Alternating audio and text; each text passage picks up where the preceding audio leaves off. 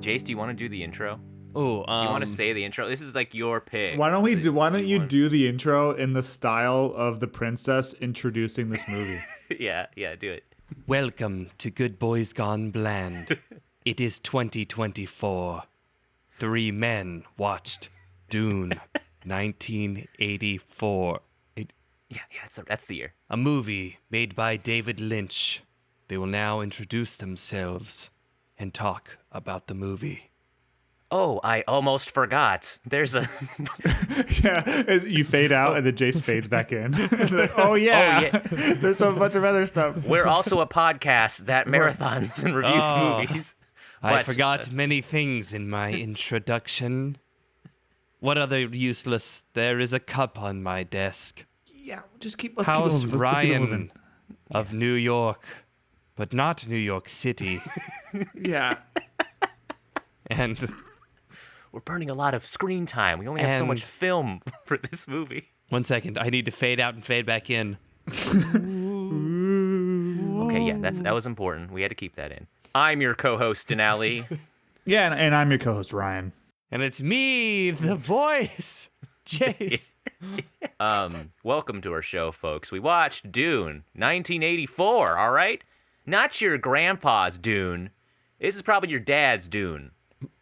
And the current Dune is our I don't think my grandpa Dune. was doing much.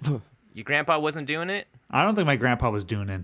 That came out in 1954, man. I feel like that's grandpa core. And this is dad core, and then current core. Wow, what are the chances my grandpa read Dune? It's probably high. This was a successful interesting. book, man. Yeah, but you have to ask yourself, Yeah. does Ryan's grandpa strike you as a science fiction I've person? never met your grandpa, Ryan. What was he like? You actually have you not met his technically met his I've grandpa? Never met his grandpa. Was he at your wedding, Ryan? No, Oh, well, sorry. rest in peace. The big grandpa in the sky. Sorry, it's Ryan. like a logger man, you know. He was Okay. like a outdoorsy guy. This book's outdoors. Maybe Dune was his favorite book. I feel like Dune was like mostly outdoors. You know what? The place where we grew up in California, where my grandpa grew up, is famous for its red dirt. Ooh. Oh, Maybe infamous Yeah. for its red dirt. you guys also weren't too far from the Oregon Dunes, where this book was based We were off extremely far from the Oregon Dunes. Yes. You were in Northern in California. an entirely different state. We're here today to review the old Dune. Jace, why did you pick the old Dune to watch this week for the podcast? I primarily that scene with the child with the blue eyes. Yeah, you liked that is scene a pretty and- good meme. Yeah, You knew about that? and you wanted to That's kind the of get only thing I knew about this movie is that picture of Aaliyah. Aaliyah? Yeah, so you Looking saw a picture. weird in blue eyes, like. You saw a picture of a weird baby, and you were like, "We got to do this movie." No, I thought Yeah. about what I wanted to pitch Dune 2 because I thought it would be funny to review Dune 2 and not the first of the new Dune movies. And then we had a conversation, and it would be even funnier to watch this. You got thing. the full package in this. Yeah.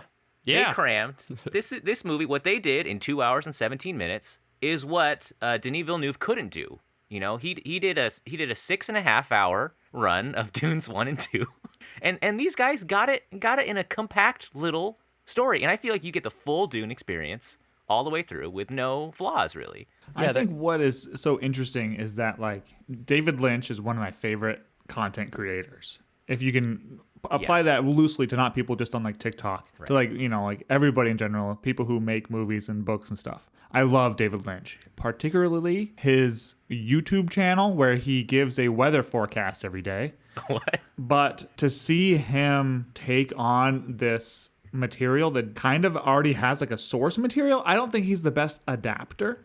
And I think that's what I was curious on is like there's always these things floating around my brain that like, what if David Lynch did this? What if David Lynch did that? And this is the answers. David Lynch probably shouldn't do any of those things. No. He should only do they're fun thought experiments, but he should only do David Lynch stuff. You should only Dune David Lynch stuff. Well, okay. Are we gonna do that every time? Are we gonna We're do gonna do that that. every time someone says the word Dune? Yeah, we're gonna be doing that. We're gonna do it the whole episode. I agree, Ryan. I mean, it's like this is almost like a fan casting, where it's like finding out that like Wes Anderson adapted the Hyperion novels like in the Yes. 90s. Well, that'd be and you're fucking like, what? sick. Like, Wait, is that real? That would be dope. yeah. And it's Yeah, like you but same find thing. yeah. If we said, what if David Lynch made Dune and this movie didn't exist, we'd be like, that would be insane. Right. Yeah, but I would watch it, right? Like I would love Yeah. to get an alternate reality thing. And if it was a magnificent failure, like I would love to see that mess, which is what we fucking I mean, no spoilies about what we think about this movie. What else has David Lynch done? Twin Peaks, baby. Two Mountains. Yeah, Twin Peaks. The thing Ryan mentions, like every other episode, we should just probably watch Twin Peaks just so Ryan can connect with us, you know? Like There's a thing he movie? likes. Oh, shit. There's a movie. There's a Twin Peaks movie. Wait, we haven't seen the series. We can't do another Neon Genesis Evangelion. The fans, no, we can't can do, do another Neon Genesis Evangelion. We physically can. Technically, it's a prequel. Oh. Yeah. Yeah, It's fuck you. It's a really Okay, dense all right, well, prequel. let's talk about it. Let's talk about it. First watches, guys, right? Like, you guys haven't seen this version? I have not correct. seen this version, no. Okay. I watched this a lot growing up. A lot? A lot? Yeah, like That this kind of would come on. explains things. I don't Yeah. know, like crushed rat in a pod. Dude, the crushed rat Capri-Sun I've always wanted. It's a genius invention. Because, like, all the Harkonnen scenes in this movie are, like, the most nastiest shit. I feel like this is, like, a Lynchism, too, where it's like, I'm gonna go fucking buck wild with this shit. You were saying, Jace, like, about, like, body horror and, like, pus blisters and Yeah. just, like, I'm gonna have a guy with, like a tube coming out of his brain going into his eyeball and, like, sew his lips shut. Like, The one that caught me most off guard, just for like not understanding, and this might do with the if you watch this movie, do. you will completely understand the plot of Dune because it doesn't hold back in punching No. information into your face. It's like and you're like, wow, 2 sentences and I understand the entirety of what this Yeah, movie I is going to agree. be. But at one point, the Phase 3 Mercantile Guild Traveler in a pod comes in, talks to the Emperor, and then leaves. And when it leaves, it's like his pod's leaking a bunch of liquid on the ground. People are like mopping it up. And I'm like, I was like, oh. We paused and we're like, why did they have the squeegees? Because there was only 2 guys with squeegees, and that was easily like a 15 squeegee job. And so they gave up. They left 95% of the goop on the floor. dude, this is like the Squeegees didn't Emperor's do house, anything. dude. in the Emperor's house. And the Emperor's like, what the fuck, dude? Like, do you think also he was expecting the floating shrimp man in a chamber of his own farts to, like, appear? Because, like, the thing shows up, and the thing know. goes, it opens, and you see the guy, he's Yeah. like, hey. And It's a butthole. And he's like, he has a butthole mouth, and then the Emperor's like, oh, hey, man, what's up? Wow, totally expecting all of this. later on, Julie was like, next time we see the Guild Navigator, Julie was like, why is he farting planets? And I was like, that's his mouth. First of all. Yeah, I mean, because He's that's burping. like part, yeah. It's part of Dune, right? Because, like, they got rid of computers. No more Google Maps. No more GPS. We're going to use these guys. This is not how I imagined it.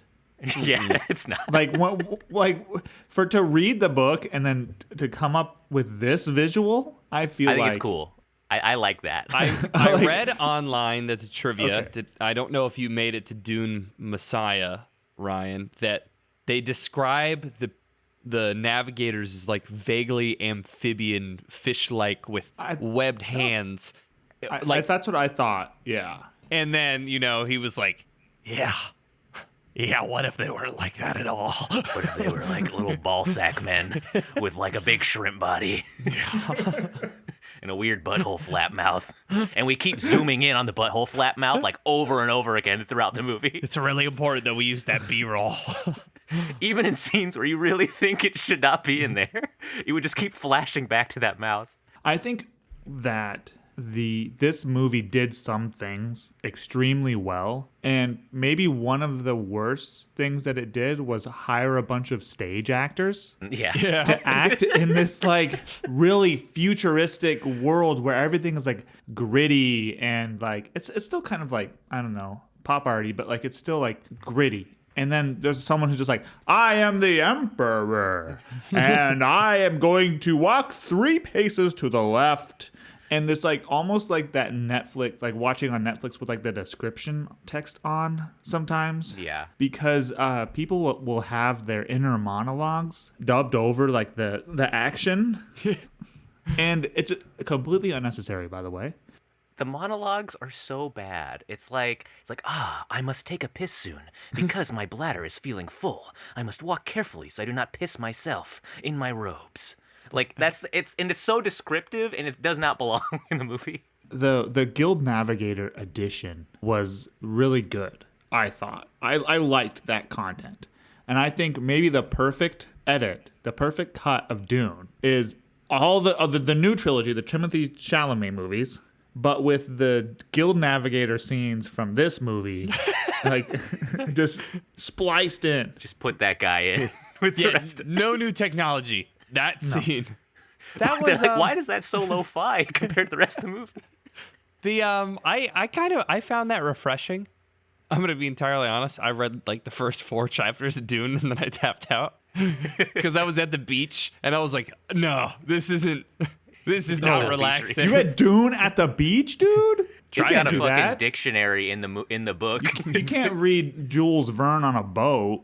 I did enjoy. Well, funny enough. So we watched Dune 2, and Yuri's sister hadn't seen the first one for a while. She had never seen the second one, so it was the first watch of the new Dune 2.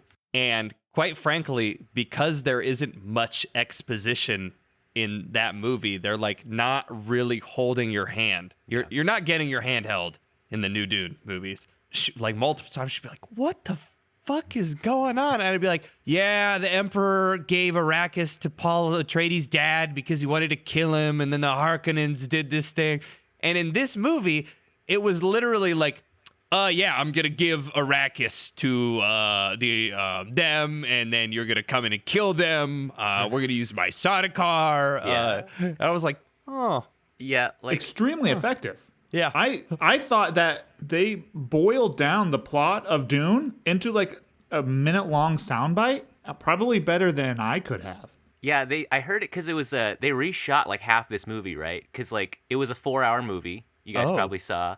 This David Lynch did the whole thing. He showed it to what was it, Dino De Laurentiis, and the guy was like, "No fucking way, absolutely not. This is 1984. This is not gonna work." They brought back Princess Irulan, and they were like, "You're gonna look into the camera, and you're just gonna fucking say, like, you're gonna cover 2 hours of shit we cut out. Just say it to the goddamn camera." Like, because I mean, look. I was looking at what other movies you could see in the box office. You know, if you went to see this movie was a big flop. All right, this is like where America's head's at, you know, around this time. Okay, number 1 movie is Beverly Hills Cop. You got Ghostbusters, Terminator, Nightmare on Elm Street, and Breakin' 2 Electric Boogaloo. Like, this is what's in the box office 4 out of 5 right now.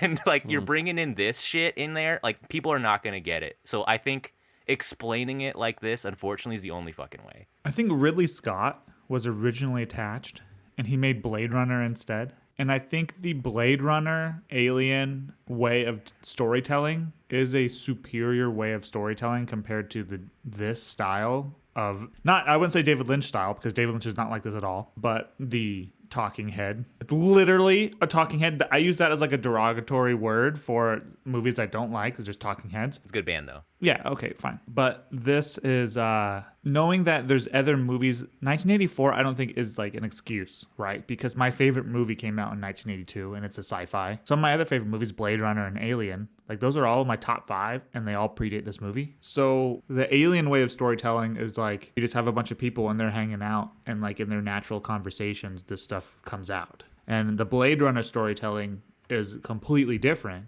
but it's just this guy who's hanging out in this decrepit city, and you only pick up things, you know, based on like what culture he's exposed to in the big city.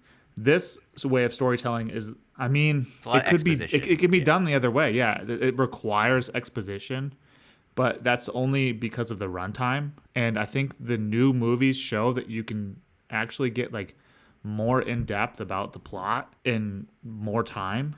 Where I think there's just like, I don't know, sometimes it seems like they try to put these scenes in about a talking head to try and get more into what like the plot and like what's actually going on. But really, it only lets you get like an inch deep. And this movie had no like character dynamic. The characters weren't deep at all. Yeah. Major gripe for me. I felt like there was no character development, and you come off the new movies and you're like watching Timothée Chalamet play a character who's interacting really intensely with a different culture, and you're like, oh, they just kind of like they show up, and within 5 minutes he's like, "What's up? Your name's Usul. Yeah. Pick He your literally name." walks and in then the he's door. like, Muad'Dib. He's like, "Sick. You're in my clan now. Your mom." You're going to run this whole thing. You know what? You're in charge right now. Let's go just attack the guy with worms. Yeah, he hadn't even walked through the sight door. Like, also the whole Chani of it all. Because, like, I didn't realize she had 2 fucking lines in this movie. Compared to, like, Zendaya's Chani, where it's, like, actual you see, like, chemistry She's the between heart the of the characters. movie. Yeah, Yeah. absolutely. And in this, she's just like, I'm in love with you now. Now that We have a child. Yeah, But it's just I like, guess she didn't even have the child in this one, yeah. The spoilers. Well, it's also Sean Young, which is Right. she's from Blade Runner. But I think they really dropped the ball with like Stilgar and Gurney Halleck and those guys. I think they all were dressed exactly the same, number one. And you only knew who they were when Paul was like, Duncan, Idaho, my dad's best soldier. Yeah, they had to say everything. Gurney yeah. Halleck, the weapon master. Like, Yeah. whereas in the new movies, you had, okay, Gurney Halleck is the only person in the room when they do the weapons training. That means he's the weapon master. Duncan, Idaho just came back from a cool expedition on a cool ship. Okay, that means he's like the adventurer guy. And I think the worst offender was Lady Jessica in this movie. Like, at one point, she's like, oh man, Paul Atreides, who is my son, Yeah. is about to go through this trial.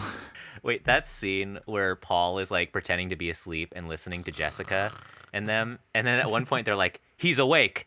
Well, Paul, and they start talking to him, and I really wanted the camera to turn back to Paul because I wanted to see if he had opened his eyes or is still pretending to sleep. Because, like, you know, when someone like is he still like trying to sleep, or did he like kind of get up and be like, oh, okay, you caught me? But they never showed it, and it was kind of it was like overwhelmingly bothering me in the scene. Also, what rude behavior, walking into someone's room and having a conversation with another person at normal volume, like, oh yeah, Paul, right there. He's gonna fucking die. Son Yeah. I wasn't supposed to have. You're gonna test him. Oh, he's awake for some reason. Like, no shit, I'm awake. You guys have been talking at full volume 10 feet away from my bed. You've trained my senses like a spider. Yeah. Also, I mean, I agree, Ryan, regarding the exposition stuff. Like, it kind of helps shorten the movie. It also gives them a lot more space to kind of put stuff like the rat capri-sun, the cat milking machine, weird scenes like... Can we back up for a second? Do you remember the cat milking station from the books? Because I've read that book a couple times. Yeah. It's... I don't remember the cat milk. You must just black out every time you get to that chapter. I don't It's know. a pretty important part of the book, Yeah. the cat milking. Very important. Next to the spice, cat milk is the second most valuable commodity in this universe. So for context, one of the guys gets captured and Who he's now needs working it? for the bad guys. And they're like, we've poisoned you. The antidote is in this cat. And, To and- get it, you must milk it every day. and that's And his last scene. The cat is a real cat. And it's like just in this... In a contraption. It's in like a cube. It's not in a box. It's like in a cube. There's like... It's a just like... skeleton frame of aluminum Yes, with the exactly. cat wrapped and then in it's wires. taped. Yeah, it's like taped into like a hammock. And there's a rat. The cube. And there's a rat also taped to the side of the cat for no reason. And they only say the antidote is in the cat milk. And they don't ever say what the rat is doing. I feel like they went to the props department. David Lynch is like, all right, what do you guys got for me? Like, oh, I got this laser beam. And like, oh, I got this suit. And this guy's like, oh, shit. He like pulls out this like diorama. He's like, I got this. I taped this cat to like this frame and I taped another rat to it. And there's like these things coming out of its nipples. It's called cat rat. Cat Cat- rat milker. It's like, I was thinking that you could have a guy milk this cat. And David Lynch is like, great, that's a great idea, guy. Is that We're what gonna David film a Lynch whole- sounds like? Yeah, he does. Yeah, I do a pretty good David Lynch. David Lynch is the radio guy that's in the spice harvester, Are you serious? who's covered in dirt. And when Duke's like, get everybody out of there, there's a worm coming. David Lynch is the guy on the radio who's like, sir, that's a really good estimate. That's David Yeah. Lynch. Who's in that plane? You estimate time so well. Surely a king could only do One that. piece of cherry pie on the way. There is another the Harkonnen scenes were fucking nasty. Amber had to turn away the whole time every time they come on. There's a part where the guy Raban just rips a cow's tongue out and just eats it like a candy bar. And he's just eating it with his open mouth throughout. I was just like, And then Why the the Baron puts fuck? his fingers in his mouth. yeah, dude, like. And then the Baron, like, JCU texted like an image of a guy spitting, and I was like, what is he talking about? And then like the scene where the Baron's like, let me spittle on your face just a little bit. he straight up hawks a lookie into her eye. What? Were there no I think- protections for actors in the 80s? You can't do It's that. real. It was like,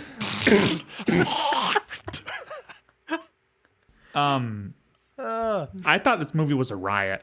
I shrieked. Yeah, that was, yeah, me too. And like some of it is not intentional, some of it is intentional. Like David Lynch's humor is like that. For instance, my favorite scene in the pilot of Twin Peaks, there's a scene where it's about like a sheriff's station and a bunch of stuff goes wrong in the town. And so the sheriff, who's like he's kind of like out of his element, so he has to deal with all these like supernatural crimes and stuff. And Lucy, the woman who answers the phones at the sheriff's department, has just transferred. A call's just come in, like an emergency call. Yeah. And the sheriff walks in the front door of the sheriff's department. And Lucy's like, Sheriff, there's a call for you. I just transferred it to the red phone. The red phone in the lobby. You know the red phone by the chairs? Like in the lobby, in the corner, there's a phone. It's by the chairs and looks like a fake plant there. It's the red one, the red phone. I transferred an emergency call to you there. So don't forget, just go grab the red phone and the lobby there by the chairs. And the sheriff the whole time is just staring at her. And the camera zooms out and he's standing right next to the red phone. And he just picks it up. And the show's not a comedy at all. Right. You think David Lynch is just And like so- that? Or he's... Yeah, he's just like that. And so some of the stuff in this movie where there's a line that absolutely killed me. They're crashing the ornithopter, and Paul is like, "Oh my God, we're losing altitude. We're not gonna make it to those rocks." Well, maybe that small rock. It's just like, cut scene, huge rock. yeah, why say like that should have been edited. Like Yeah. like there's this extraordinarily long pause where he contemplates what rock he's going to aim for. And they had to cut out like so much plot and so much exposition and character development for this movie because the runtime was too long, and they kept that in. That's like it's David Lynch essentially being like, fuck you. Right. I mean, that's just like the Princess Irulan coming back after her monologue, and you're like, okay, let's start the movie. And she's like, and by the way, I almost forgot. There's a guy named Paul Atreides, the fucking Dune planet, all this other shit, like the whole plot of the movie. Yeah. There's a part right after where you mentioned, Ryan, that had me rolling. Like, where there's a brief scene where Paul falls down a fucking mountain. Oh my God, he hits dude. his head on like 4 rocks, breaks both ankles, then like falls 50 feet and lands like face first like a pancake. It was like the scene from Hot Rod where he just kept falling. It's like, oh, and then he falls, and then he just gets up. And then was the worm just gone after that? Like, I think the worm was embarrassed. never mind. I mean, also, the worms in this movie, I think, were circumcised penises versus the uncircumcised penises of the newer Dunes. Did you guys kind of get that? I think different. Yeah, maybe like a different. They cut those Culture 3 extra flaps off. Yeah, as all circumcised penises are, with the 3 flaps. I like the worms. I think it's pretty good for the 80s. It's an interesting design. I thought it was. I read online that somebody that the kind of grandiose nature of this movie and the worms specifically is much better on the big screen as opposed to any type of watching it like on a home TV. And they likened it to watching like, they look like sock puppets on your TV. But when they're 40 feet tall, you're like, oh, okay, shit. I think something this movie did struggle with in that vein is like an old movie camera run in slow motion really, really struggles because of the frame rate. Yeah. Like you can tell in an old movie when something is run in slow motion, right? Like it's very like jolted almost. And they did a pretty good job in this one of trying to slow it down and make it look okay. But something that's like a model that's small and you're trying to make it look a lot larger, but it has like stuff falling that's affected by gravity. You can tell how big it is based on how stuff falls around it, right? Like if we have a rock or something that's supposed to be flying off this giant worm, you're going to be able to tell if it's a model if that footage isn't slowed down because it's just going to hit the table immediately. Whereas if the worm actually is a couple hundred feet tall, it's going to take several seconds for that rock to fall and hit the ground. And in this, they tried sometimes, but yeah, like you said, a lot of times, especially the phallic nature of the worms didn't help. But the worms burrowing and stuff, it looked more like a Jim Henson thing. And there's a point where you have to know like the limitations, and with the way a lot of horror movies on really small budgets get around that is by not showing the monsters till the very end. And I think this movie maybe made a mistake by showing the worms so early, and maybe waiting until the climax to show the worm might have been a better idea. Too much worm in this movie. Too much? Yeah, maybe there was too much worm. Well, I mean, the worms Not are also enough just worming. out of the sand. Yeah, they were. For like long periods of time. And they were like arched in a way where you can tell it's a model because like the arch stayed in the same spot, Right. and they kind of moved the guy, and you're like, okay, that's a guy pushing it through the sand. I mean, besides that, I think the costumes were fucking sick. Like, I love the suits still were suit. really cool. Yeah. They were great. And I wish they kept the line urine and feces are processed through the thigh pads in the newer Dune. I think that's just such a fucking bizarre. Like, it's cool. Like, but I feel like people are going to be thinking about it too much. Like in the new Dunes. Like, I feel like that would have been a very It would have memeable. maybe it's like- because they were aware of the existence of memes. Yeah. And then Like, a they shot couldn't of Timothy Chalamet like this, like, Yeah, do you think he's like, how often do you think he's pinching off turds or pissing when he's like talking and doing stuff? I am Paul Atreides. in your nightmares, you give water to the dip. Is he pooping right now? It's a still suit. You can do it whenever you want. It's not a big deal. Yeah. You can do it whenever you want, but you can also wait. You know what I mean? Like, you don't, just because you can do it doesn't mean that you should. We've been talking a long time, and I have to shit. And I don't want to leave and ruin the momentum I have. Right, but even if you weren't wearing the still suit, like, you would have to hold it, right? So, Right. So if we were having this conversation, we're just wearing like robes, like you wouldn't just poop in your pants. No, So but you it could- recycles. you'd have to wait till the end of the conversation and then go to the bathroom. Just because you're wearing the still suit and you can go doesn't mean that while I'm talking to you should be going. Yeah. You can wait till the end of the conversation and I'm not like talking to you. I just pooped again. Yeah. See. Okay. It would be incredible because they don't take them off. And do you think like there's public restrooms where everyone just kind of stands around? They take No, them you off in the can't waste seats. your water. Yeah, you got to have it on. You gotta And I think you it's gotta fucking put it cool. back on and poop. Definitely. But then I'm thinking about those thousands of dudes, unwiped butts, all of them. Yeah. Also, how do they make babies? There's probably like a tube that comes out, right? Like a tube. Oh, zipper. The CGI with the shields. yeah. Was I was that's not, a showstopper. I was not expecting, like, coming from the new ones where it's so good. Like, I thought maybe they would have just, like, again, like, pantomimed the fact that there was a shield and, like, slowed their knife strike down. That's a the good idea. giant rectangle. The two scenes we get in this movie with giant rectangular, like, super crazy CGI over the people. You have Wild. no fucking idea what's happening too. It's like It's you like literally just see it's rectangles. like watching Minecraft, and they're like the characters are just like slapping each other with their little rectangle arms. It was like freaking yeah.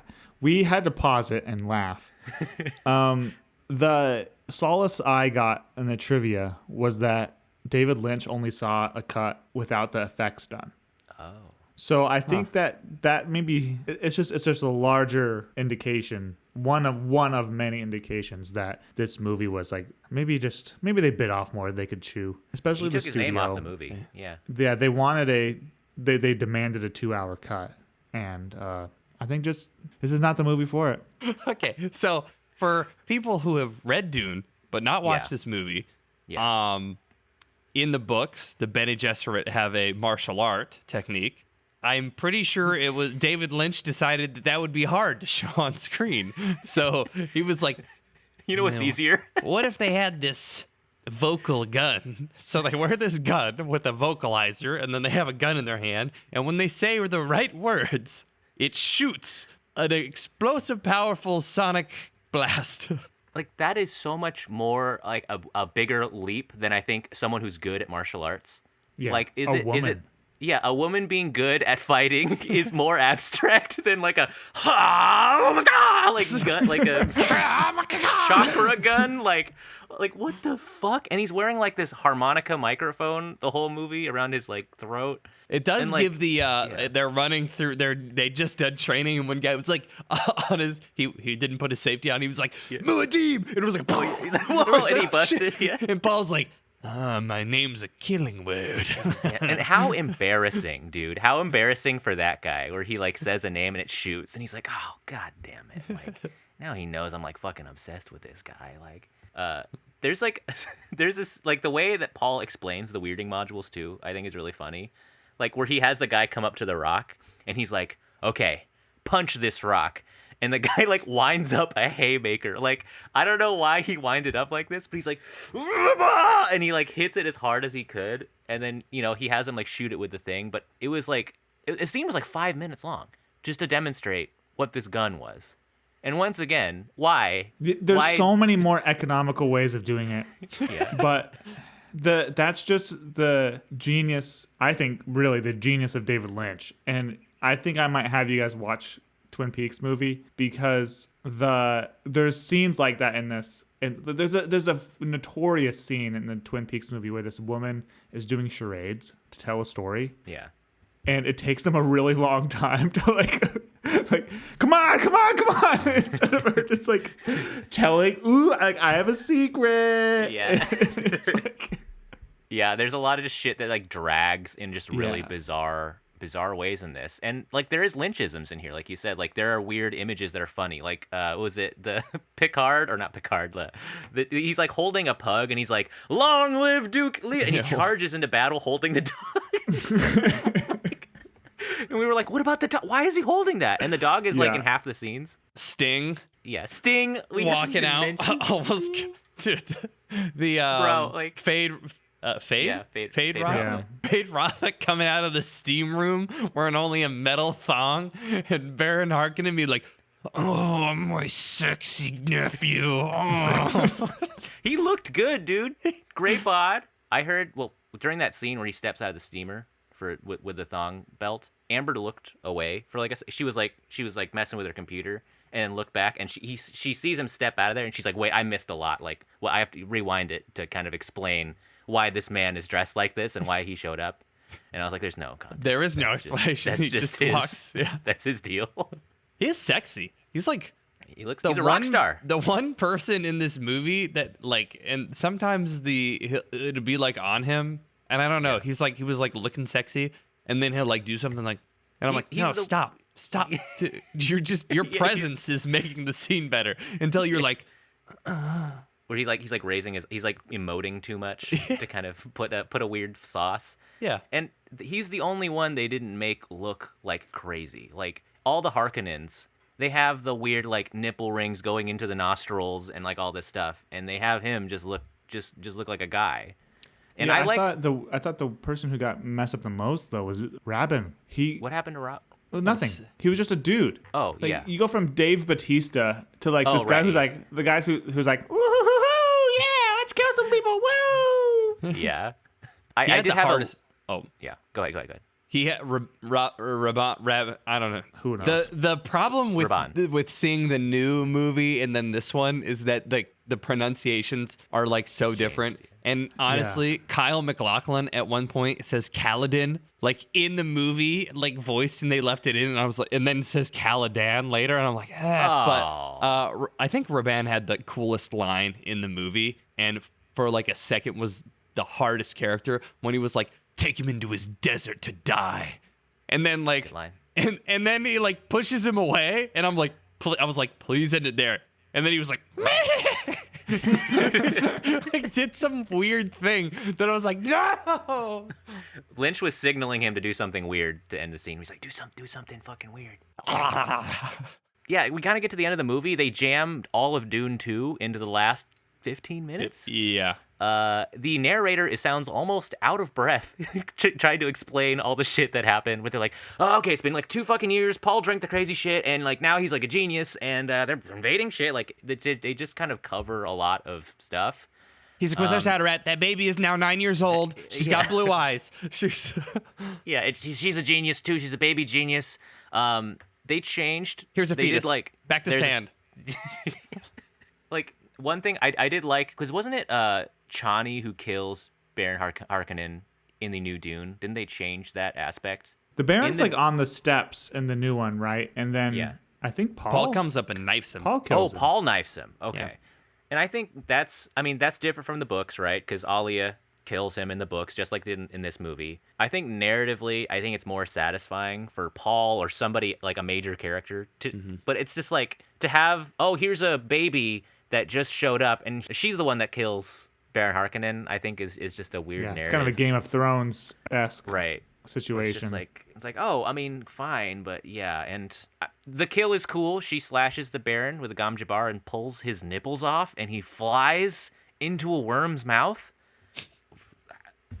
Oh man, there was a lot going on there. That scene makes more sense in reverse, where the worm spits him out through the wall. She accidentally catches him with by his nipples, puts his nipples back, the Gom Jabbar out. That would make the same sense in that order. Why did he fly into a worm's mouth? Why did he fly like that? Like that was like 70 miles away. Yeah, like, that it was really so far. He's like, whoa, my nipples. Why were his nipples attached to plugs? Like, why did he plug his nipples? Well, they explained the plugs earlier. It was like right before the cat milking, which overshadowed everything. He was like, I put a plug in you. Don't worry, everybody has a plug. Well, I know the heart plugs. Heart plug was cool. That's like a fucked up kind of... Yeah, the heart plug was cool. The heart plug, because he killed that one guy? Yeah. Child? Yeah, I don't know. He killed up. that child with the heart plug and rubbed his blood all over himself. But then, wait, so your heart plugs are your nipples? I think those are milk plugs for him. Because I think each plug does something different. Yeah, there's a knife fight. I think the knife fight makes a lot less sense in this movie. Because Kyle's just like, or Paul is just like, hey, there's a Harkin over there. Give him a knife. Yeah.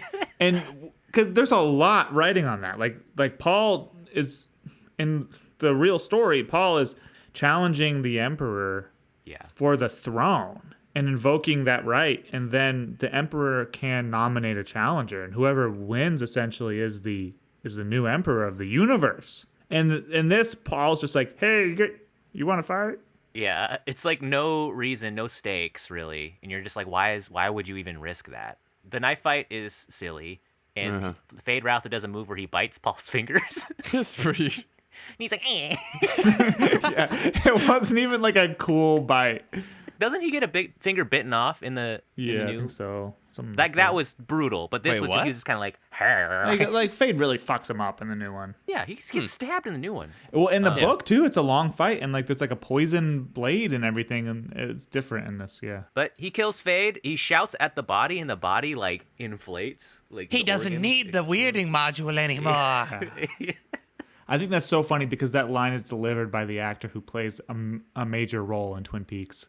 There's multiple Twin Peaksers in this movie, which was my favorite part of watching it, was being like, there's Ed Hurley, there's Pete, and including the lead. All those names? yeah. Just names from this movie, too. Yeah, that'd be so funny. And so seeing the guy who plays Ed Hurley, or Big Ed, being Stilgar and getting like 4 lines is such a disservice to the character in a way that The new take on Stilgar I didn't entirely love either, because Javier Bardem kind of played it as a comedic role, but still like impactful. But by the second movie, for sure, he was kind of a comic relief. Right. And in this movie, he's a jag. Stilgar's just a guy. I mean, everything was undersold in this movie. Yeah. I think Paul is the only developed character. Even then, it's just like it's just a lot of him just talking about how he's developed. That's kind of it. But I mean, that's the movie. Like when you watch this whole thing, I feel like you feel that runtime a lot more. By the end of Dune Part 1 in 2021 or whatever, I was like itching for more. After the end of the 3 hours, I was like, I want to see the rest of this shit. Like, I didn't fucking feel that at all. I was like, let's sit here for 6 hours and just play me the second part right now, and I'll just sit here. Yeah. This one, like after 30 minutes, I was checking the clock. I was like, oh fuck, this is a lot of shit. You guys you think it's meter time? Just like this movie, we're moving at a good pace here. This is like a good, no exposition. Economical. I also forgot Toto did the soundtrack. It's fucking crazy. I thought it was wild in the introduction that it was like Toto did the soundtrack except for one song that was credited to some other person. I was Brian like, Eno. But they did Rains Down in Africa, and it's like there's like a Rains at the end. The random guitar riffs in this were extremely out of place tonally, but also good. It's very 80s. Yeah. Sorry, Jace. Go ahead. Do you want to? Are we doing Dune meter? Dune. Are we doing our meters? We can do a Dune meter. Is this my It's Jace's. my How thematic? filled is the water cistern? Ooh, how many decaliters are in our Yeah, how cistern? many- Which by a deciliter. It's a 10 liters. Yeah, why go to a 10? Because it sounds cool. It's the future, man. Same problem We've with evolved. why didn't they say that's 1,500 Olympic-sized swimming pools full of water? What's the swimming pool? Yeah, for Dune 1984, I think I'm gonna come in with like I'm gonna put it at a 6. I thought it was real. I'm trying not to knock it for what it's like really bad at, because it's a movie from the 80s that was made before I was born. I kind of enjoyed it. I thought the sci-fi aspects and the sets and the costumes seemed like really played into the movie really well. They drew my attention. I thought the things like the capri-sun, the crushed rat capri-sun or whatever it was, they obviously took a lot of liberties with Dune. And coming off of watching the second of the new Dune movies and getting all of this like information bomb about what Dune is, I thought it was like hilarious, and in a way I thought it was effective, because understanding the story and then watching the movie where it was like, this is what's going on, I'm like, oh yeah, that is what's going on. I really disliked, I don't know if this is a product of the 80s, but I really disliked that there were I guess this movie probably fails the Bechdel Yeah. test Yeah. really it hard. definitely does. You have the Bene Gesserit, which are this super powerful, badass group of women that have been driving bloodlines in the Empire for a shit ton of years. And then like Jessica's supposed to be really fucking strong and cool, and like half of her scenes there are like 3 scenes of her using the voice, and the rest are her like Right, yeah. and that type of stuff was just kind of like all over the movie. So I enjoyed it for what it was. There was a lot of neat sci-fi stuff. It's an okay movie. It's a movie. No one can dispute that It's a movie. besides David Lynch. Okay, so that's your movie. I guess we're not doing Dune meters. We don't need to do Dune meters. 6. Oh, I misunderstood what we were No, it's talking. okay. We were talking about You that. duned it. You already duned it. So don't worry. A 6. Ryan, what do you? I think I'm gonna go with a 4. Yeah, I mean it's Dune. I love it. Like it's one of my favorite books. But ultimately, it's just hampered by its runtime. I think a 4-hour cut might be super fun and not nearly as bad. The issue I really have is my favorite scene from the book is Jameis's funeral, and it wasn't portrayed in either of the movies. Now, apparently, it was cut from this movie. It was filmed and then not shown. But dang, like that sucks. I was really looking forward to that in part 2, and yeah, so the whole thing was cut. So that was kind of a letdown. The David Lynchian aspect of it all was enough to save it a couple times. I thought the Harkonnens were a misread, but still were extremely funny to watch. They were basically holed up in like Oz's tower or something, and the fact that sets don't have a ceiling most of the time, and David Lynch was like, fuck it. Just show that it doesn't have a ceiling. Who gives a shit? Like, they didn't have a throne room or anything. It was like just a room, and they had to like drag in two like wicker chairs for Fade and Beast to sit on. That was pretty funny. Yeah, like I texted you guys, this was like a fan parody. If you go into it thinking this is a David Lynch fan parody of Dune, then you're gonna have a great time. And I don't mean to say that I didn't have a good time watching this. It had me cackling. I did check out by the end, but yeah. So I'm gonna go with a 4. I think that's fair enough. I mean, I could see somebody loving it. I could see somebody hating it. The cistern is low. 4 deciliters. No, I agree, Ryan. Like, I mean, like a lot of people say, dude, like the fact that we have new Dunes that are good, I think saves this retroactively. Like, I think for years people shat on this, you know, because this is all you get. This is the only fucking on-screen adaptation you see of this movie that we love, or this book that we love, and you're more inclined to be more hard on it. Just shit it did not adapt, the weirding modules, all of the weird tonal shit. So to see it done right by Denis Villeneuve, I can go back and enjoy this a lot more, I think. I think it's a fucking funny watch, dude. I think the exposition dumping is ridiculous. The theater acting, they're like, Paul, my only son, who is the heir to the throne and also been trained by the Bene Gesserit. Like, seeing that and compared to like the understated acting in the Denis Villeneuve ones is really funny. Sets are incredible. They reused tons of these sets and the costuming like for decades afterwards. They really made a lot of shit. They dumped a fuckload of money on this movie. I think it's worth watching. Like, if you're not all duned out, I'm gonna give it a 6. I think as well. I think it's fun to watch a spectacular failure. I love watching high budget movies swing for the fences and miss, because I think that's part of what art is all about. Sometimes you gotta take risks. And boy, oh howdy, did this movie take some fucking risks, okay? So a 6. I like Kyle Maclachlan. I like him too. This is his debut. I liked him in The Librarian. The Librarian's like one of my favorite like niche-ish movies. I haven't seen that. He plays the bad guy in it. It's just like I thought it was. I think it was pretty fun to see him on screen for his first time and like take a look at the work that he's been in. And it's a lot. It's a pretty good cast too. You've got Patrick Stewart pre-Picard. I feel like the connections he made here might have gotten him Star Trek, which is, I think, it's one of my favorite captains of all time. I think it's funny to note that Roger Ebert gave this a 1 out of 1 star. He fucking hated it. Yeah. I heard, like, wasn't it Frank Herbert's family also did not like this movie? Yeah. And Frank David himself. Lynch. David Lynch did not want to even. David Lynch disowns it. Yeah, he doesn't. But recently, he said he might be interested in a Lynch cut. But I don't know if the footage even exists. Yeah. Right. It's just, I'd watch it. I'd watch the uncut version of this movie. Do you guys see Dune Prophecy yet? That HBO show, the TV show. It's okay. I feel like it's like this movie where I feel like it has similar. I feel like we need to stop doing that. We need to stop doing TV shows. Like TV shows that are spin-offs of like successful movies. We need to just quit. I'm not watching any of them. I'm not watching The Penguin. I'm not watching Rings of Power. I'm not watching no Dune TV show. If you want me to watch something, you have to put it in fucking theaters. I heard Penguin's good. I don't know.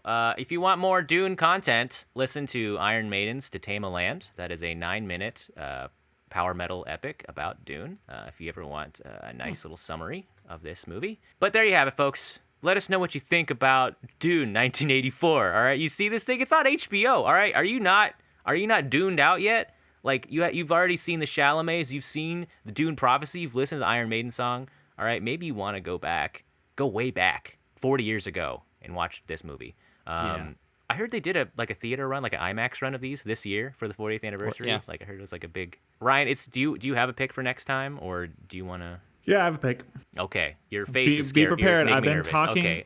All I've right. been talking about this for a long time, and it's finally here, guys. I want you to clear some time in your calendars, get your loved ones around the TV. Okay. You know, it's winter. It's dark out. It's time to bundle up, get those blankets, throw them on. Make sure you're really in the theater. Okay. You can't be selling me short here and not be going full home theater experience. No little laptop screens with, iPod headphones. Okay. Okay. Yeah. Because this week, finally, we're doing it, boys. We're doing it? Nope. But Radio. we're watching Cuba Gooding Jr. pretty Ryan's close. White Whale Radio. Pretty close. We're watching Pride and Prejudice. Wow, cool. All right. 2005's Pride and Prejudice. Wow, that's an interesting cut, Ryan. If I told you that I watched Pride and Prejudice this weekend, how I would you watched feel? it 3 days ago. We watched it on the same day. Did you and I watch Pride and Prejudice on the same day? fuck, what? Mika. Are you serious? Yeah. So Denali just has to watch it. Any good? I can't talk about it. We could watch Pride. I don't know. I don't really want to watch it because I want to read the book first. Let's do it. You don't want. You've got a week to read the book.